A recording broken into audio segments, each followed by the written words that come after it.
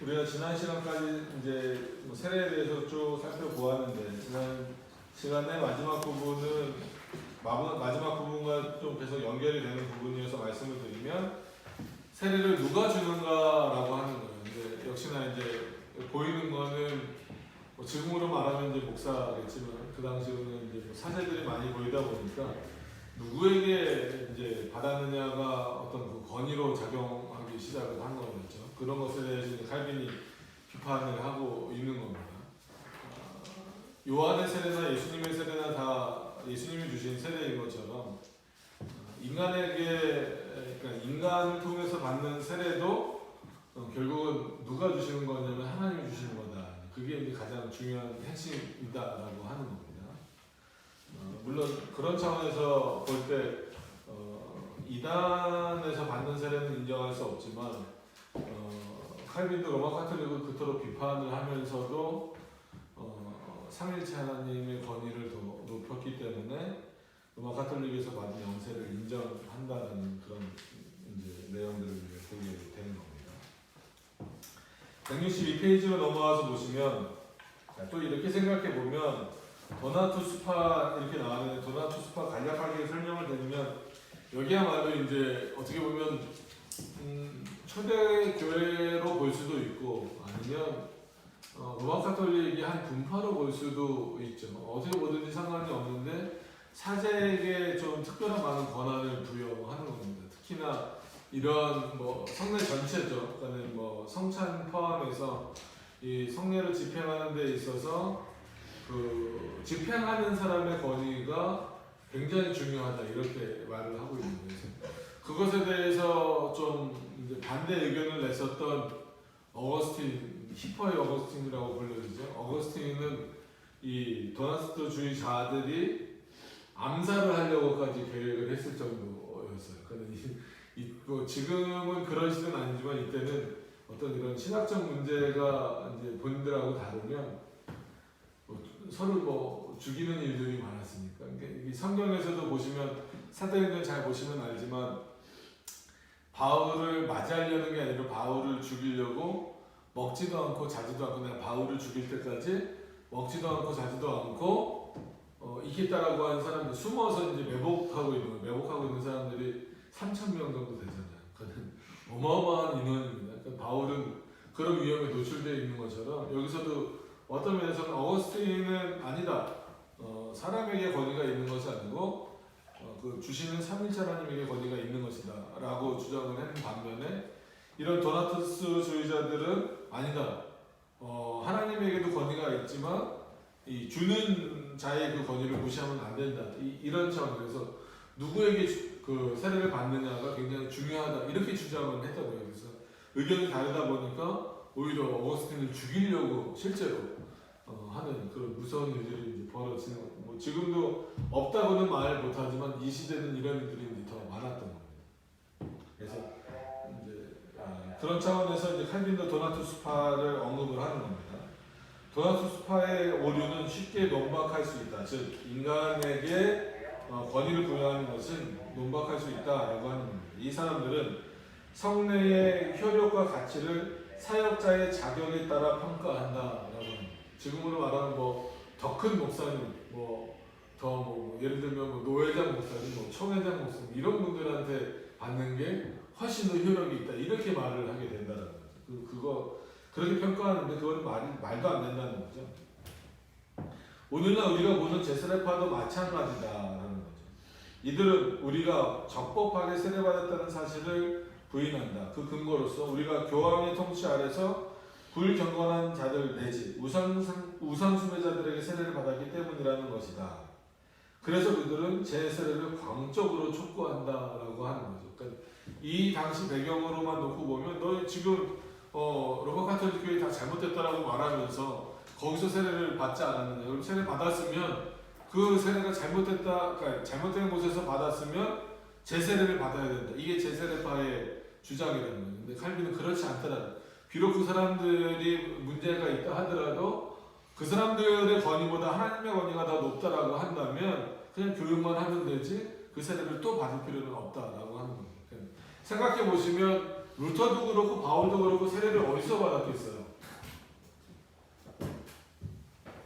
그들이 다 뭐예요? 로마 가톨릭 그쪽에서 공부를 했었으니까 수도원에서 공부를 시작했었던 인물이다 보니까 당연히 로마 가톨릭에서 세례를 받았겠죠. 그럼에도 불구하고 그것 때문에 이제 제세를 거절하는 건 아니고 그것 때문에 이제 제세파들이 공격하는 것에 대해서 아니다. 그 권위는 하나님에게 있기 때문에 제세는 필요 없다라고 합니다. 그러니까 제세파는 여기서 이제 덧붙여서 그렇기 때문에 뭔가 잘못을 느끼면 매번 제세를 받아야 된다 이런 개념입니다. 그래서 회개를 하고 난 다음에 마치 또 세례를 받고 또 세례를 받고 이제 그러다 보니까 세례의 가치가 오히려 더 이제 떨어지게 되는 거죠. 그 한 번 씻김에 대한 그 의미가 굉장히 큰데 그런 의미를 이제 좀 약화시켜 버리는 그런 의미가 생기게 됐죠. 보시면 그들의 어리석음에 맞서 우리 자신을 지키는 아주 강력한 보루를 찾으려면 우리가 생각해야 할 것이다. 우리가 세례를 통해 기독교인이 될 때 어떤 사람의 이름으로 세례를 받은 것이 아니라 다시 한 번 더 강조하죠. 성부와 성자와 성령의 이름으로 세례를 받는다. 그러니까 세례를 준 목사님의 이름을 기억할 수도 있지만 예를 들어서 사제의 이름을 기억할 수도 있지만 그 사제를 통해서 받는다라고 생각하면 큰일 난다는 거예요. 성부와 성자와 성령의 이름으로 세례를 받는다라는 사실을 반드시 기억해야 된다는 거죠. 그러므로 세례가 어떤 사람에 의해 집전된다 해도 그것은 사람의 세례가 아니라 하나님의 세례다라고 하는 거예요. 그래서 우리가 오늘도 오전에 요한복음 읽었잖아요. 그러면서 이제 그 세례 요한과 관련된 내용이 나오면서 계속 세례에 대해서 논쟁이 생길 때 내가 아무리 세례를 주더라도 그 세례는 예수 그리스도가 주시는 거다라는 거고 그 예수 그리스도가 주시는 세례와는 비교될 수 없다. 나는 그냥 물로만 주는 거다. 이런 차원을 계속 강조하는 이유도 거기 있는 겁니다. 자, 그것은 사람의 세례가 아니라 하나님의 세례라고 하는 사실도 생각해야 한다라는 것입니다. 그래서 우리에게 세례를 베푼 자들이 하나님에 대해 아무도 모르고 아무리 하나님을 멸시하는 자들이라 할지라도 이제 로마 가톨릭을 향해서 표현하는 거죠. 그들이 우리를 자기네의 무지함과 불경건함에 참여하게 만들지는 못한다. 오히려 예수 그리스도를 믿는 믿음 속으로 들어가게 만든다. 비록 그들을 통해서 그러니까는 루터도 그렇고 칼빈도 그렇고 종교개혁 당시 사람들도 어쩔 수 없이 그렇게 하나님의 말씀으로부터 무지하게 만들고 하나님의 말씀을 왜곡하게 만드는 로마 가톨릭으로부터 세례를 받았다 할지라도 그럼에도 불구하고 칼빈만 보더라도 로마 가톨릭으로 가지 않았잖아요. 루터만 보더라도 로마 가톨릭으로 가지 않았잖아요. 오히려 그 세례는 하나님이 주신 거기 때문에 인간이 준 거였으면 그 사람들을 따라갔겠지만 하나님이 주신 거기 때문에 참된 진리로 우리를 이끌었다. 이렇게 지금 칼빈이 올바른 세례에 대해서 변증을 하고 있는 겁니다. 이는 그들이 자기의 이름을 부른 것이 아니라 하나님의 이름을 불렀고 그 밖에 다른 이름으로 우리에게 세례를 베푼 것이 아니기 때문입니다. 그러니까 그 사람들이 비록 잘못됐어도 세례를 줄 때 예를 들어서 김병석의 이름으로 세례를 줍니다라고 말하지 않았다. 아무리 그 사람들이 잘못됐어도 성부와 성자와 성령의 이름으로 주었기 때문에 그것은 그 사람들의 잘못을 따질 필요가 없이 권위를 하나님께 두어야 된다는 거죠. 이제 이게 거꾸로 오해돼서 지금 뭐 이단으로 불려지는 뭐 신천지나 하나님의 교회나 구원파나 뭐 이런 데서 세례받은 것을 인정한다라는 것은 절대 아닙니다. 이 당시 상황을 좀 이해하시면서 보셔야 돼요. 이때 전체 교회가 이제 로마 가톨릭 교회로 되어 있었기 때문에 로마 가톨릭에서 받는 세례를 어떻게 할 것인가에 대한 문제였지 지금과는 다른 겁니다. 지금은 어떻게 보면은 로마 가톨릭으로부터 완전히 이제 분리되어서 이제 뭐 개신교라는 이름으로 분리되어서 있기 때문에 지금은 오히려 영세까지도 다시 생각해 봐야 되는 문제다라고 말씀을 드렸지만 이 당시에는 로마 가톨릭 외에는 정식 교회로 이렇게 인정을 받을 수 있는 상황도 아니었고 그렇게 세례를 줄 수 있는 상황도 아니었었기 때문에 로마 가톨릭에서의 세례를 어떻게 할 것인가에 대한 문제가 큰 어떤 이슈로 대두되는 시기였기 때문에 칼빈이 이렇게 표현을 했던 겁니다. 지금 이거를 가지고 그냥 칼빈의 어떤 문자적인 표현을 가지고 이단들도 어쨌거나 뭐 성부와 성자와 성령의 이름으로 세례를 주니까 거기서 받은 세례도 다 인정해줘야지 이런 식으로 가면은 지금은 안 되는 겁니다. 이때 이제 좀 특수한 상황에서의 문제를 이렇게 이해를 하셔야 된다는 겁니다. 만약 그 중간을 봐야 되겠죠.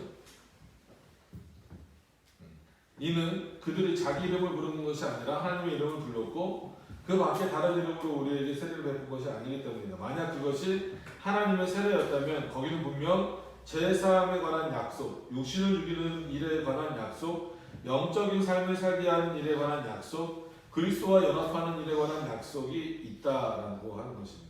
그러니까 이 약속이 분명히 있기 때문에 주는 자들하고는 상관없다. 하지만 우리 논적들은 우리에게 묻기를 우리의 이런 믿음이 수세 후 몇 년 만에 생겼느냐고 한다라는 거죠.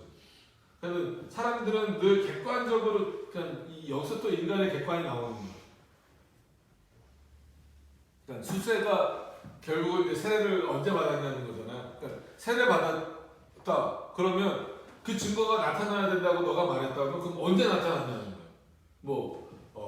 믿음이 성장했다라고 하는 것은 세례 받고 나서 언제 몇 월 며칠 날 마치 구원파처럼 묻는 거예요. 그러면 너가 육신을 죽이는 그 일을 그럼 언제 세례 받고 몇 개월 그 증거가 뭐냐 이렇게 되라는 건데 그렇게 될 수 있냐는 거예요.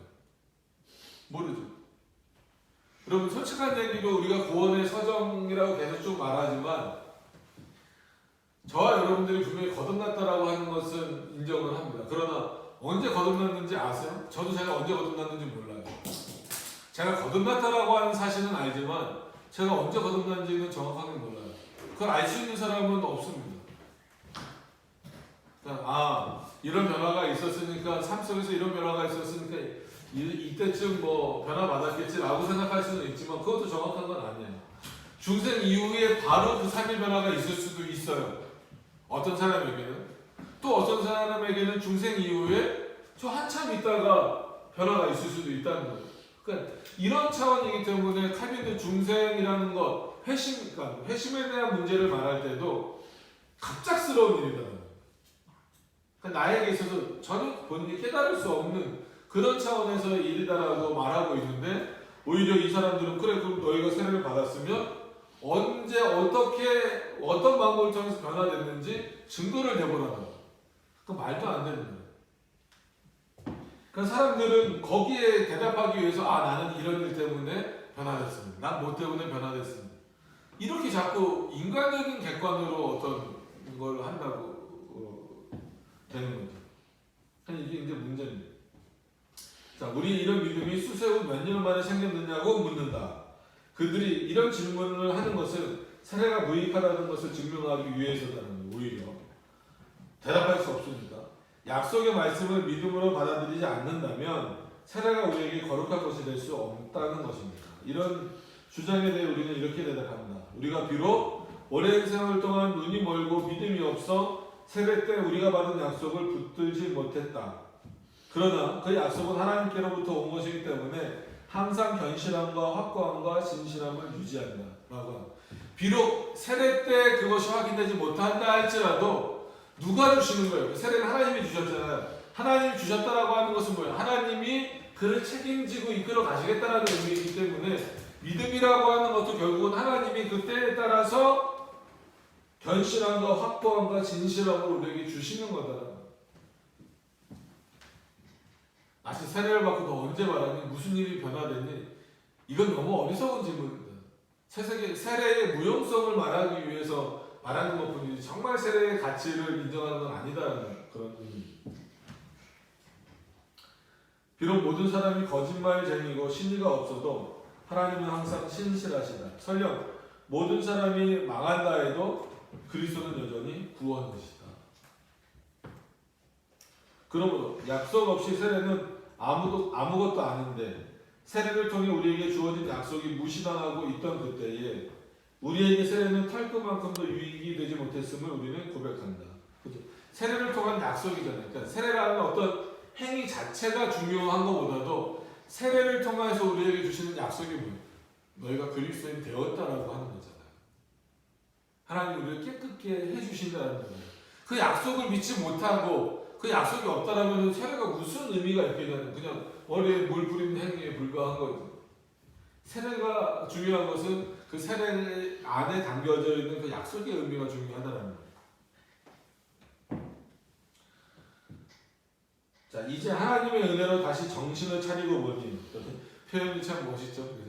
우리가 정신을 차려야 되는데 어떻게 정신을 차려야 되냐면 하나님이 주시는 은혜로 정신을 차려야 된다. 우리의 맹목성과 마음의 완악함을 자책하게 된다. 그러니까 이렇게 하지 않기 위해서라도 어떤 의미에서는 세례에 대한 교육과 세례에 대한 지식이 분명히 있어야 된다는 거예요. 우리는 그의 그토록 엄청난 선하심에 대한 참으로 오랫동안 감사할 줄 몰랐다. 그렇지만 약속 자체가 무효가 되었다고 우리는 믿지 않는다. 우리는 오히려 이렇게 생각한다. 하나님의 세례를 통하여 죄사함을 약속하시며 그 약속을 모든 믿는 자들에게 반드시 이행하실 것이다. 그 약속은 우리에게 세례를 통해 주어졌으니 그러므로 믿음으로 우리는 그것을 받아들이자. 물론 오랫동안 그것은 우리의 불신앙으로 인해 우리에게 감추어져 있었다. 이제 그러므로 그 약속을 믿음으로 다시 받아들이자. 이렇게 하면 되는 거지. 아, 내가 여태까지 믿음이 없었구나. 세례를 받아놓고도 말씀대로 살지 못했구나. 그러니까 제 세례를 또 받아야 되겠다라고 가지 말라는 거야. 아무리 너희가 로마 카톨릭에서 세례를 받았고 그것으로 인하여서 믿음의 로마 카톨릭 안에 있을 때에는 믿음이 가려져 있고 제대로 된 신앙을 가질 수 없었다 할지라도 그 세례의 약속이 무효화된 게 아니라는 거예요.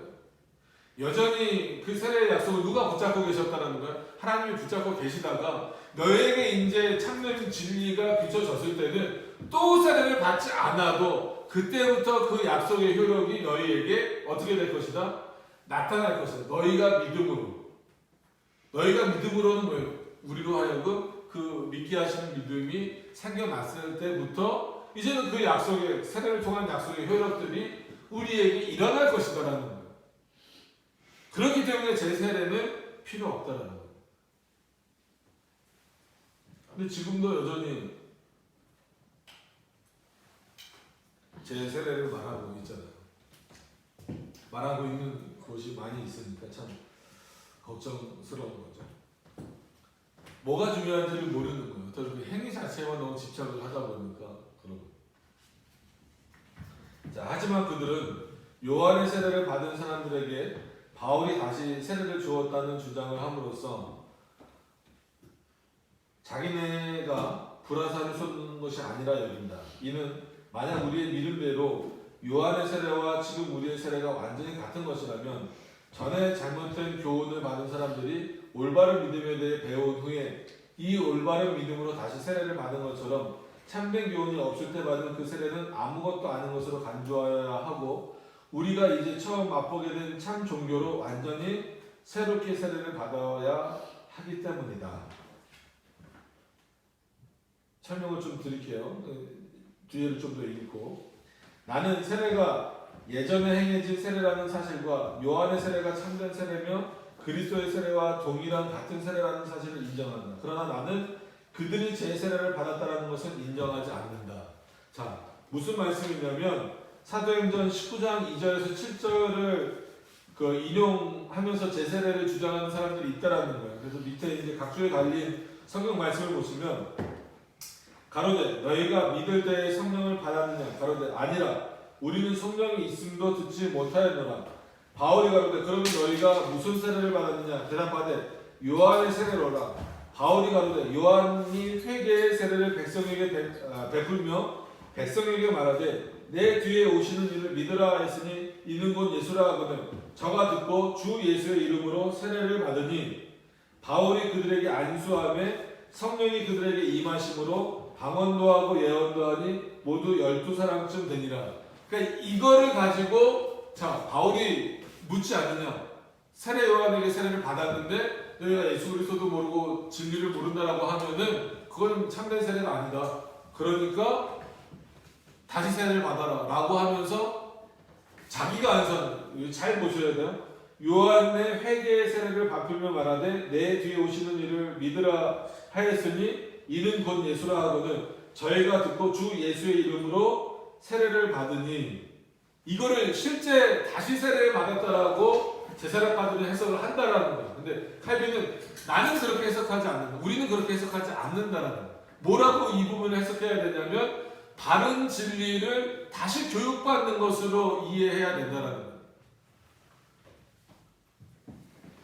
왜냐하면 요한이 준 세례나 그리스도가 주시는 세례나 동일한 세례다라고 이미 성경에서 말하고 있기 때문이다라고 하는 겁니다. 그리고 여러분 잘 생각해 보시면 예수님이 세례를 주셨다 이렇게 표현을 하는데 예수님이 직접 세례를 주신 적이 있어요? 없어요. 성경에 예수님 직접 세례를 주신 적이 없어요. 오히려 거꾸로 세례 요한에게 가셔서 세례를 받으셨지. 세례 요한의 세례가 믿음이 없는 세례고 단순히 회심을 위한 세례였다면 예수님이 굳이 거기 가서 받으실 이유가 없어요. 인성을 취하신 차원에서 모범을 보이기 위하여서, 그리고 그 세례의 의미를 강조하시기 위하여, 알려주시기 위해서 세례를 받으신 거란 말이에요. 근데 예수님은 직접 세례를 주신 적이 없음에도 불구하고 성경에는 곳곳에 그리스도가 세례를 주셨다, 그리스도가 세례를 주셨다라고 말하잖아요. 그럼 그 세례는 뭐냐라는 거예요. 요한이 아닌 다른 사람에게 받은 세례란 말이에요. 착각하지 말라는 거예요. 지금 칼빈이 말하는 것은 실제로 그리스도는, 육신을 입고 오신 그리스도는 한 번도 세례를 주신 적이 없어요. 그럼에도 불구하고 성경에 성령 세례도 성령을 통해서 세례를 받아야 된다는 얘기도 나오고, 그리스도의 세례, 그리스도의 세례라는 표현은 사람에게, 약간 진짜로 그리스도에게 다시 받으라는 얘기가 아니잖아요. 그럴 수도 없잖아요. 오늘도 바울이 지금 말할 때는 예수 그리스도는 이 땅에 안 계시잖아요. 근데 표현을 뭐라고 되어 있어요? 그리스도로부터 세례를 받았다라고 되어 있잖아요. 그럼 이거는 새로운 세례가, 그러니까 제 세례가 아니라는 거예요. 요한의 세례와 그리스도의 세례가 다르다는 의미가 아니에요. 요한으로부터 세례를 받았지만 아직 그리스도가 누구신지 잘 모르는 자들에게 있어서 바른 복음이 전해지는 것, 바른 내용으로 교육되어지는 것. 그래서 칼빈이 그렇게 설명하는 겁니다. 앞에 이제 그 얘기를 해놓고, 이는 만약 우리 믿음대로 요한의 세례 첫 번째, 163페이지의 첫 번째 단락이죠. 만약 우리 믿음대로 요한의 세례와 지금 우리 세례가 완전히 같은 것이라면, 같죠. 당연히 같죠. 전에 잘못된 교훈을 받은 사람들이 올바른 믿음에 대해 배운 후에 이 올바른 믿음으로 다시 세례를 받은 것처럼, 이게 칼빈의 해석이에요. 올바른 믿음을 회복하는 것이 세례를 받은 것과 똑같은 일이다라는 거예요. 참된 교훈이 없을 때 받은 그 세례는 아무것도 아닌 것으로 간주해야 된다. 우리가 이제 처음 맛보게 된 참된 종교로 완전히 새롭게 세례를 받아야 한다. 그럼 나도 세례를 다시 받아야 되느냐, 이런 의미죠. 칼빈은 그런 의미가 아니에요. 바르게 교육되어지는 것을 세례로 인정해야 된다. 그 세례의 연속성이죠. 요한에게 받은 세례지만 그리스도에게 알고 난 이후에 그것을 그리스도의 세례라고 불러주는 것처럼, 그런 차원에서 나는 그 세례가 예전에 행해진 세례라는 사실과 요한의 세례가 참된 세례이며 그리스도의 세례와 동일한 같은 세례라는 것을 인정한다. 그렇기 때문에 제 세례를 인정할 수 없다는 거예요. 그래서 우리는 늘 세례를 받고 이제 타 교파나 같은 장로교회는 크게 상관이 없지만 이제 로마 카톨릭이나 이런 곳에서 영세나 세례를 받고 왔으면 그것에 대해서 충분한 교육을 하는 거예요. 재교육을 하는 거죠. 올바른 것을 알도록. 제 세례는 절대 아닌 겁니다.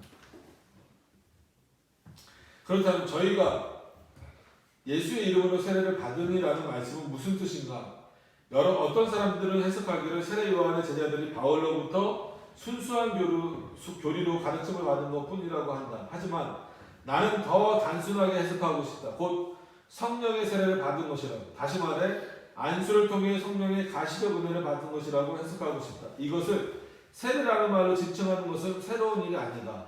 그리고 우리는 이런 해석 다음에 이어지는 말씀과도 모순되지 않는다. 바울이 그들에게 안수함에 성령이 그들에게 임하심으로.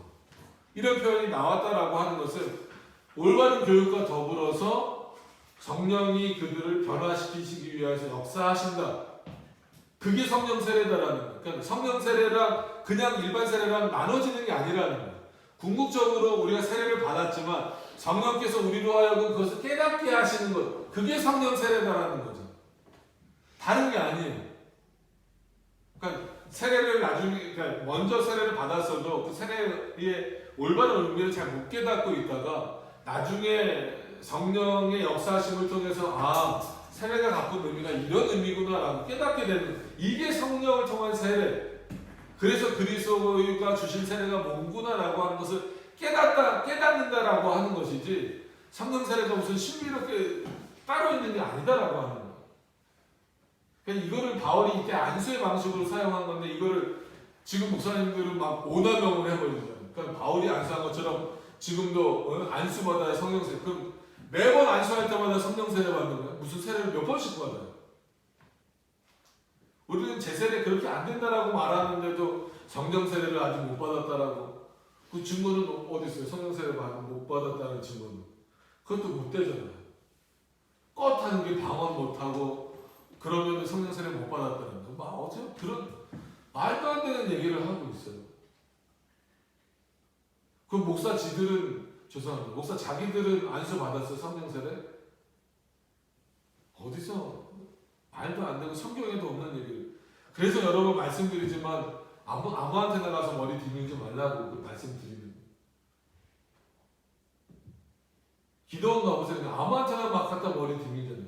이 목사가 어느 목사인지도 모르고 도대체 무슨 신앙을 갖고 있는 목사인지도 모르고 그 사람 가서 안수 받으면 좋은 줄을 생각하고, 아니 안수는 그렇게 받는 거 아니잖아요. 성경에서 말하는 안수는 인직할 때 하고 세례할 때 받고밖에 없어요. 바울이나 제자들이 병자들에게 안수했던 것, 예수님이 안수했던 건 그건 예수님 시대고 예수님이 그때만 허용해 주셨던 거고요. 지금 바울 됐으니까 나도 한다, 우리도 한다. 그런 목사들은 진짜 다 가짜입니다. 가짜. 지금도 목사가 예를 들어서 그 환자들을 위해서 기도해 줄 수 있어요. 진짜 말 그대로 환부에 손을 얹고 기도해 줄 수 있어요. 근데 그걸 안수라고 생각하시면 안 돼요. 그냥 하나님 앞에 간절히 간구하는 거예요. 목사님이 안수해 줬으니까 낫겠지. 말도 안 되는 얘기 하는 거예요. 하나님 목사에게 그런 능력 주시지 않았어요.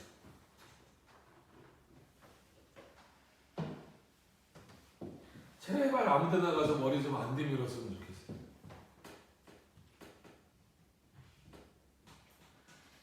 기독교는요, 한 번만 읽어봐도 못 그럴 텐데, 무서워서라도 못 그럴 텐데, 어떻게 그럴 수가 있나요? 이는 누가 두 개의 서로 다른 사건을 이야기하는 것이 아니라 히브리 사람들에게 친숙한 이야기 방식에 따라 먼저 사건의 개요를 제시하고 나중에 좀 더 자세하게 설명하기 때문이다. 이것은 이야기의 흐름 자체를 보면 누구든지 즉 알아낼 수 있다. 이는 어떻게 이해되냐면, 저희가 듣고 예수의 이름으로 세례를 받으니 바울이 그들에게 안수함에 성령이 그들에게 임함으로 방언도 하고 예언도 하니라고 해석을 해야지 된다라는 거예요. 여기서 나오는 나중의 말씀이 세례가 어떠한 것인지를 묘사해주고 있다라는 거예요. 이렇게 해석하지 않으면 성경 전체가 흐트러진다라는 거예요. 자, 다음 페이지 164페이지 23번. 그런데 지금까지 한 이야기를 통해 성례의 용도에는 두 가지가 있음이 확인되었다. 첫째는 주님의 약속에 대해 우리가 가르침을 받기 위한 것이고, 둘째는 사람들 앞에서 우리의 신앙을 고백하기 위한 것이다. 이 때문에 크리스찬의 자녀들이 아직 유아일 적에 세례를 받는 이유에 대해 의심이 생길 수 있다.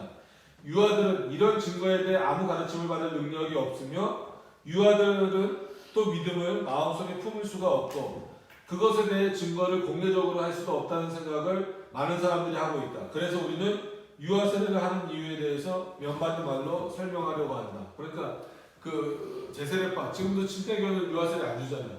왜냐하면 신앙을 고백해야 되는데 유아가 무슨 신앙을 고백하냐. 커서 신앙교육 제대로 받은 다음에 세례 받아야 된다. 이 논리만 가지고 있다라는 거예요. 근데 그렇지 않다는 거예요. 칼빈은. 분명히 신앙 고백의 의미가 담겨져 있다 할지라도 유아들에게도 세례를 줄 수 있는 그 권위는 사람에게 유아 때문이 아닌 거예요. 자꾸 사람을 고려하니까 그래요. 그 약속을 갖고 주시는 하나님이 계시기 때문에 유아건 뭐건 상관이 없다는 거예요. 그 다음을 보시면 우선 믿음을 이 나이에는 지닐 수 있다는 것은 무분별하고 오만한 주장입니다. 자, 이거에 대해서 반론을 제기하실 수 있어요? 그러니까 제세례파는 아직 아이가 어리기 때문에 자기의 신앙을 고백할 수 없다. 그러니까 유아 세례는 안 된다는 거예요. 그럼 언제쯤 될 거냐? 어느 정도 나이가 되면 신앙을 고백할 수 있겠느냐? 넥타이 신경 쓰지 마세요. 어느 정도 나이가 되면 될 수 있냐? 한번 생각해 보세요. 어느 정도 나이가 되면 신앙 고백하실 수 있을 것 같아요. 그거를 인간이 생각할 수 있느냐는 거예요. 우리는 벌써 우리 기준에서 생각하죠. 아 그래 초등학교 들어가서 한글 배우고 뭐 예를 들어서 뭐 우리나라로 말하면 뭐 국민교육 헌장이나 예전에 그런 거 다 외웠어야 되니까 그 정도 외울 수 있으면 신앙 고백할 수 있겠지. 믿음이 그런 차원이 아니잖아요.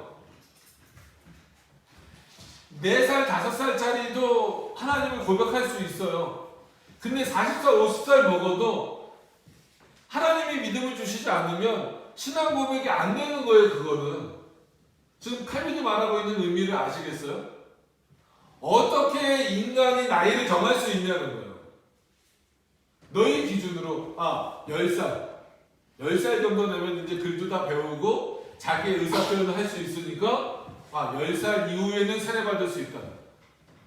10살 이후에 믿음이 생기는 거냐? 그럼 9살까지는 믿음 안 생기는 거냐?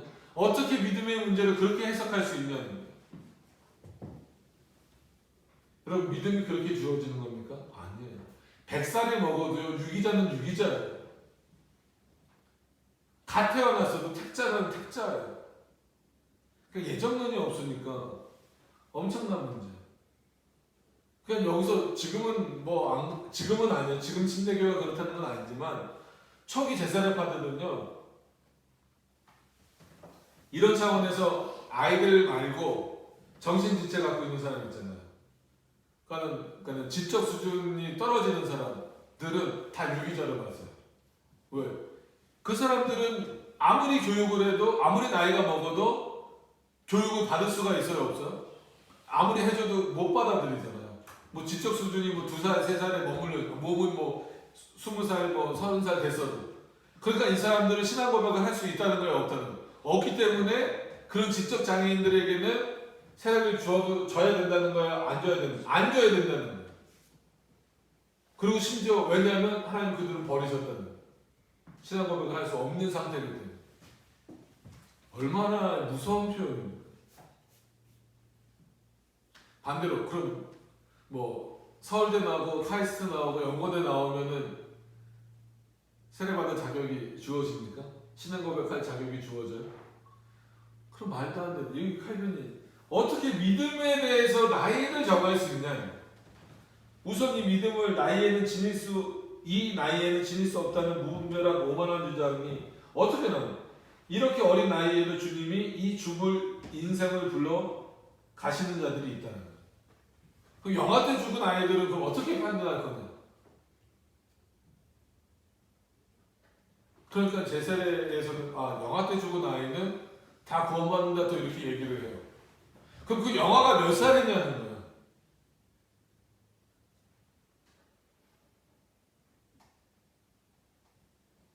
그것도 지금 교회법에서 그냥 만 2살, 만 3살 이렇게 정해놨을 뿐이지. 그래서 좀 늦게 저는 몇 살까지 봤냐면 6살짜리 애가 걸어 나와서 유아세례 받는 것도 봤어요. 그거는 그때까지 세례를 안 받았으면 그거야말로 좀 기다렸다가 몇 년 더 기다렸다가 커서 그냥 뭐 세례를 받으면 되지. 굳이 그 법을 바꿔가면서까지 만 5세까지 받을 수 있다라고 해서 6세, 6살짜리 애가 걸어나가서 세례 받는 건 좀 그렇잖아요. 그러니까 이게 인간의 한마디로 판단이라는 거예요. 그럼 유아 세례를 부정한다면 하나님은 자신의 백성인데도 유아 때 데려가시는 경우가 있다는 거예요.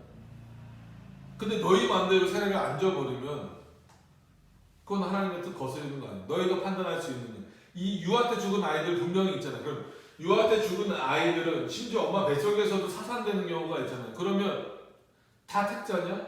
아니잖아요. 분명히 거기도 택자와 유기자가 있어요. 어렸을 때 죽었다가 다 천국 갔다라고 말하시면 안 됩니다. 아무리 불쌍하다고. 우리 다 죄인이기 때문에.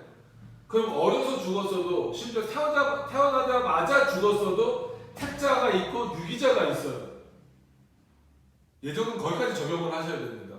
심지어 엄마 뱃속에서 죽은 경우라고 할지라도 택자가 있고 유기자가 있어요. 왜냐하면 그 증거는 로마서 9장에 정확하게 나타나죠. 리브가의 뱃속에서 아직 태어나지 않았어요. 리브가의 뱃속에서 하나님이 누구는 사랑하시고 야곱은 사랑하시고 에서는 미워하시고 버리셨다는 거예요. 그럼 태어났지만 이미 태어나기 이전 우리는 창조 전이지만 그렇기 때문에 태어나기 전이라도 엄마 뱃속에서도 택자와 유기자는 분명한 거예요. 근데 너희가 어떻게 그걸 함부로 판단할 수 있겠느냐? 말도 안 되는 일을 하고 있는 거예요. 이렇게 어린 나이에도 주님이 이 죽을 인생에서 불러가시는 자들이 있다는 거예요. 또 이들 중 몇을 하늘 왕국의 상속자로 만드신다.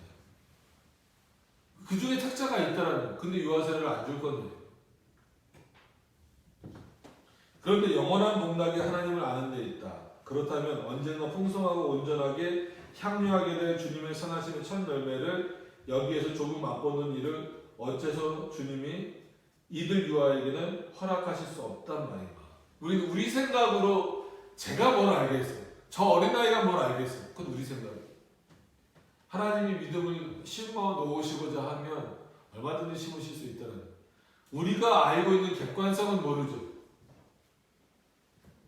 그 객관성으로는 애가 모를 수도 있죠. 그거에 너무 연연하시면 안 돼요. 얼굴과 얼굴을 대하여 보게 될 것을 어째서 그들은 거울로 보는 것 같이 희미하게나마 볼 수 없다는 말입니다. 우리가 만약 이것을 이해할 수 없다면 그분이 하신 모든 일이 얼마나 엄청난지, 그분의 경륜이 얼마나 신비한지, 그래서 우리 지각으로 측량하기 얼마나 어려운지 생각해 보도록 하자. 이뿐만 아니라 우리가 이 나이 때부터 주님이 금윤의 그릇을 선택하심을 고백한다면 이것을 우리가 고백할 필요가 있다는 것은 확실하다 이렇게 말하고 있어요. 구원에 이르는 유일한 길인 믿음에 관해 우리는 부인할 수가 없다. 이는 우리가 오직 그리스도 안에서 정말 믿음으로 산다면 우리가 믿음에서 떠날 때 아담 안에서 죽는 것 말고는 아무것도 할 수 없는 까닭이다. 그 증거는 확실하다. 믿고 세례를 받는 사람은 구원을 얻을 것이요 믿지 않는 사람은 정죄를 받으리라. 이렇게 말하니까 어떤 사람들은 믿고 세례를 받는다라고 하는 것에 있어서 믿음을 너무 선행시켜요. 근데 그러면 안 됩니다. 어떤 사람들은 이렇게 주장한다. 이 말씀은 문맥으로 보아 오직 복음 선포에 귀를 기울일 수 있는 나이에 사람들에게만 적용된다. 이것을 보면 사도들은 복음 선포를 위해 파송된다. 이어서 이런 말씀이 나온다. 믿는 사람은 구원을 얻을 것이다. 이 말씀은 복음 선포를 받는 사람에게 적용된다. 또 성인 외에는 복음 선포를 받지 못한다 라고 해석한다라는 거예요. 그러면 예수님이 말씀을 전하실 때 따라다녔던 어린아이들은 뭐예요? 부모들이 데리고 왔던 어린아이들은 뭐예요? 예수님 곁에서 그 예수님께 가려고 했던 어린아이들은 뭐예요? 예수님이 어린아이들이 내게로 오는 것을 막지 말라고 하신 그건 뭐예요? 성인들에게만 사도들이 복음을 전했다라고 해석을 해버리면 뭐가 있기 때문에 믿고 세례를 받아야 된다는 이 표현 때문에 이건 너무 성경을 왜곡하는 거잖아요. 여기서 그럼 이 믿고라는 거에서 이 믿음은 누가 주시는 겁니까? 하나님이 주시는 거예요. 나이랑 상관없다라는 거예요. 이걸 어떻게 성인이 되었다라고 해석을 하는 거예요. 그러나 나는 이에 맞서 이렇게 주장한다. 곧 이 말씀은 일반적인 말씀, 성경에 자주 등장하고 반복되는 말씀으로 그렇게 가볍게 슬그머니 넘어갈 수 있는 말씀이 아니다. 또 말씀을 보면 나이 차이는 전혀 문제가 되지 않는다.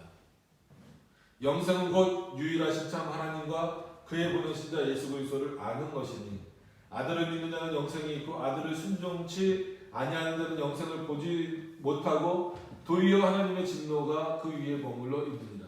인자의 살을 먹지 아니하고 인자의 피를 마시지 아니하면 너희 속에 생명이 없느니라. 이런 종류의 말씀도, 그러니까 이런 요한복음 17장 3절, 요한복음 3장 36절, 요한복음 6장 53절에 나의 얘기가 어디 들어가야 돼요? 믿음에 있어서 굉장히 중요한 부분이고, 특히나 또 이제 성찬에 있어서도 굉장히 중요한 부분, 여기 나이가 어디 들어가야 돼요? 이런 종류의 말씀은 또 있다. 그러므로 아이들이든 어른들이든 아무도 믿음 없이는 구원받을 수 없다는 명제는 확고부동하다. 여러분 이거 잊어버리시면 안 돼요. 제가 뭘 알겠어 이렇게 표현하시면 안 됩니다. 때로는 어린아이의 고백이 더 정확한 고백이 될 때도 있어요. 실제로. 그리하여 세례는 당연히 유아들과도 관계한다. 관계한다는 건 뭐예요? 유아들에게도 줄 수 있다는 거예요.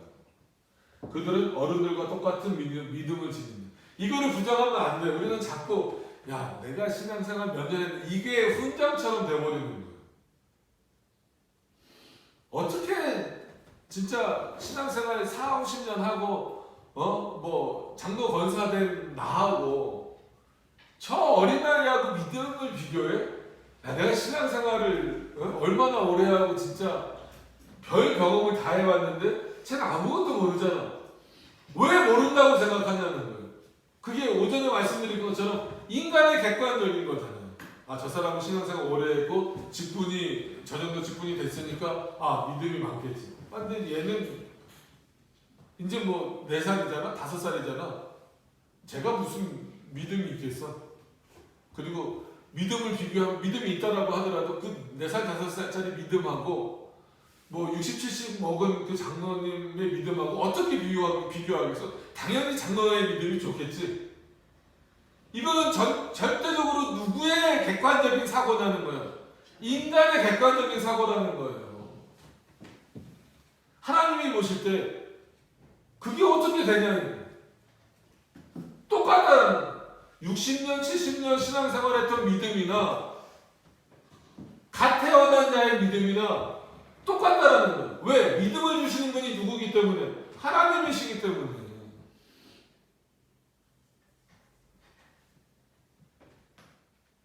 왜 이런 부분을 놓치냐는 거예요. 믿음 갖고 자랑할 거 아닙니다. 물론 목사에게 하나님이 특별히 허락하신 부분들이 있어요. 그렇지만 제 믿음이 여러분들 믿음보다 더 좋지 않아요.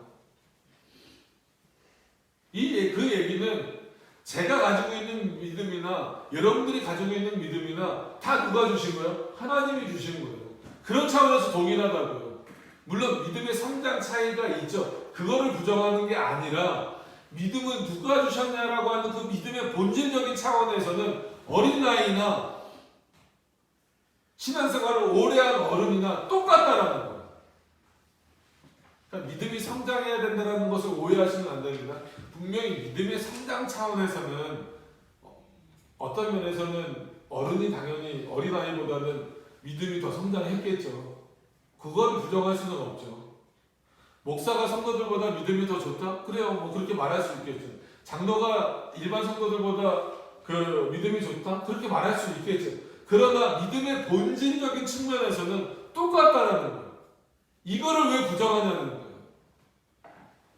이거의 경중을 말할 수 있어요? 그럴 수는 없어요. 믿음을 주시는 분이 하나님이에요. 사람이 아닙니다. 인간이 노력해서 믿음을 얻을 수 있는 게 아니에요. 인간이 노력해서 믿음을 얻을 수 있는 거라면 당연히 어린아이는 믿음이 없어야 정상이에요. 무슨 노력을 할 수 있는 능력도 없는데 하나님이 주신 하나님.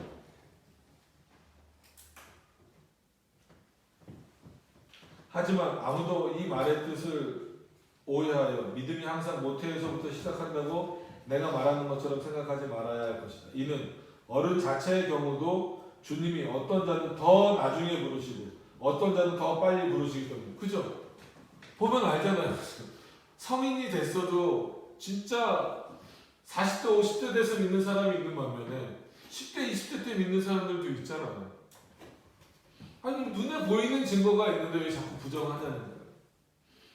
단지 내가 말하는 것은 하나님의 택함을 받은 사람들은 믿음으로 말미암아 영생에 들어갔는데 그것은 그들이 어떤 연령대에 이 부패의 감옥에서 구원을 받는지 상관이 없다는 것이다.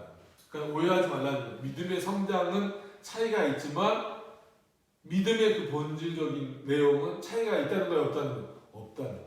그 부패로부터 벗어나는 일, 그 죄로부터 벗어나서 영생을 얻는 그 믿음에 있어서는 유아나 성인이나 차이가 있다? 없다? 없다는 거예요.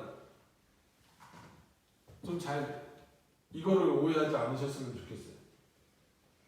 만약 이 논거가 우리에게 없다 해도 주님은 유아들에게 당신께 오는 것이 허락되기를 원하셨기 때문에 유아들에게 세례를 주는 것은 주님께 우리가 순종하는 것을 의미한다는 사실만 가지고도 충분하다.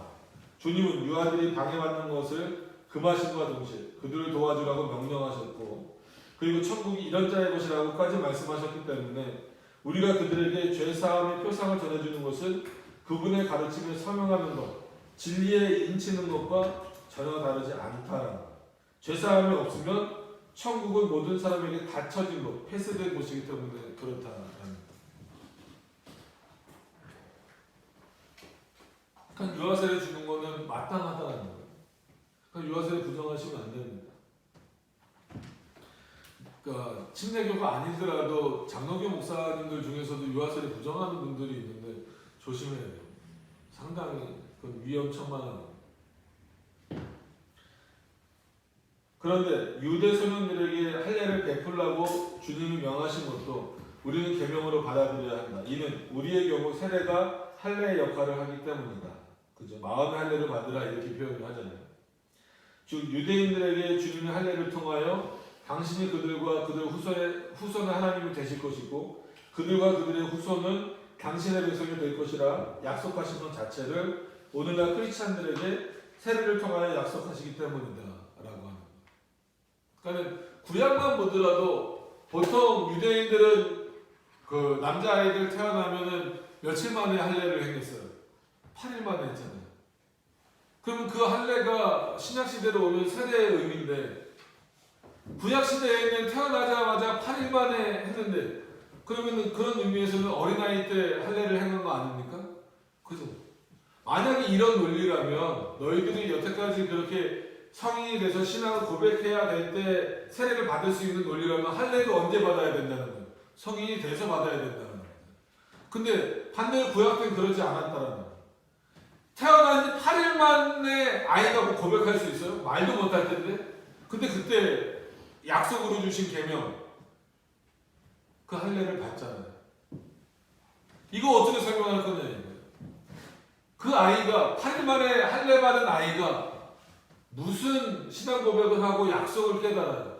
모르잖아요. 근데 분명히 그 할례를 통하여서 뭘 확인해? 내가 너의 하나님이 되었다라고 하는 것이 확인되잖아요. 그게 세례의 의미라면 왜 유아세례를 부정하는 거예요? 구약과 신약이 다르게 돼버리는 거예요.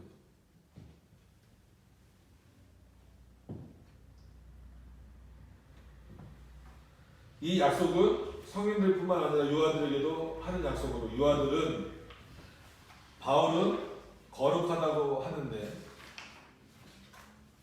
그 이유는 옛날 유대인들의 유아들이 불교라고 속된 이방인들보다 더 거룩하다 불리고 있었기 때문에. 왜? 할례 받았기 때문에. 솔직한 얘기로 어린 애들은 똑같았을 거예요. 냉정하게 놓고 보면 이방에 있는 어린 아이들이나 유대인들 사이에 있는 그 태어난 그 이스라엘 어린 아이나 어린 아이들 똑같잖아요. 태어난 지 한 달, 두 달에서 뭔 차이가 있어요? 아니면 1년, 2년에서 무슨 차이가 그렇게 있겠어요? 그럼에도 불구하고 할례를 받은 유대인의 아이들은 거룩하다라고 우리 말하잖아요. 왜? 그 아이 자체가 거룩한 겁니까? 아니잖아요. 하나님이 그를 거룩하다라고 부르시는 거잖아요. 이 이방인들은 거룩하지 않다라고 말해요. 그 근거는 어디 있어? 할례를 받았느냐 안 받았느냐 차이. 근데 유아세례 부정하겠느냐. 그래서 유아세례는 뭐 칼빈은 여기서 이제 마무리를 하지만 유아세례는 뭘 분명히 뒷받침하고 있어요? 부모가 올바르게 교육할 것을. 그렇지 않으면 부모에게 책망을 하는 거예요. 권징해야 돼요. 만약 유아세례를 받았는데 이 아이가 믿음대로 잘 성장하지 않았다 라고 하면 그 아이에게도 물론 뭐 책임이 있겠지만 부모에게 책임을 묻는 거예요. 유아세례를 주는 이유는 그 어렸을 때 세례를 주는 이유는 그 부모로서 즉 그리스도인 부모로서 아이를 잘 길러내기 위해서 믿음대로 잘 길러내기 위해서 유아세례를 준 건데 교육하지 않았다면 그거는 아무런 의미가 없다는 거예요. 마치 할례 받은 어린아이가 할례를 받은 이유는 뭐예요? 그리스도인으로 즉 하나님의 백성으로 교육을 받아야 되잖아요. 근데 성인이 돼서 이방 민족처럼 살고 있다면 그거는 누구의 잘못이라는 거예요? 부모의 잘못이죠. 그래서 이스라엘의 조상들을 그렇게 하나님이 때리셨던 이유가 그거잖아요. 너희들이 교육하지 않았다. 마땅히 해야 될 것을 교육하지 않았다라는 거예요. 그래서 내가 다시 말한다라는 말씀이 성경에 있잖아요. 너희 조상들이 너희들에게 가르쳐야 될 것을 마땅히 가르치지 않았다. 비록 너희들이 뭐 했어도 할례 받은 자들이어도 너희가 할례 받은 자처럼 살지 못하는 이유는 너희 조상들이 너희 부모들이 너희를 교육하지 않았기 때문이다라고 그 부모를 책망하잖아요. 마찬가지로 유아세례를 받았는데 그 아이가 말씀대로 살지 못한다? 그거는 부모가 책임을 져야 돼요. 부모가 하나님 앞에 책망을 받아야 될 일이에요. 그것 때문에 유아세례를 주지 말아야 된다라고 말하면 안 되는 거예요. 교회가 책임져야 될 일이고. 자, 오늘은 세례를 마무리하는 부분이니까 여기까지 하시고 그런 차원에서 이 세례는 굉장히 중요합니다. 간략하게 이제 세례를 정리하면 세례가 곧 구원은 아니에요. 계속 말씀드리지만 혼돈하시면 안 돼. 이게 혼돈이 되니까 로마 카톨릭도 그렇고 제세례파도 그렇고 자꾸 문제가 생기는 거예요. 그럼에도 불구하고 그럼 세례가 의미가 없냐? 그렇지 않죠. 구원이라고 하는 것 자체가 눈에 보이지 않잖아요. 그러니까 눈에 보이는 그런 행위로서 우리들에게 우리가 구원받았다, 죄사함 받았다, 영생에 들어갔다라고 하는 것을 확인하는 차원으로서 그리고 보이는 이 공교회의 회원이 되는 차원으로서 이 세례는 반드시 있어야 됩니다. 구원과 관련돼서 반드시가 아니라 그 언약을 하나님 그리스도의 언약을 확인하는 하나님의 언약을 확인하는 차원에서 반드시 우리는 세례를 받아야 된다라고 하는 거예요. 세례를 일부러 거절하는 것은 오히려 그거는 바로 스스로가 유기의 증거가 되고 있다는 거예요. 우리 더 나아가서 그런 차원에서 어린아이에게 주는 세례도 거절해서는 안 됩니다. 믿음을 우리의 기준으로 판단해서는 안 되기 때문이더라고요. 그럼 세례 주고 끝나는 것이냐, 유아세례 주고 끝나는 것이 아니라 반드시 올바른 신앙교육이 필요하다. 그것은 부모가 책임져야 될 문제다라고 합니다.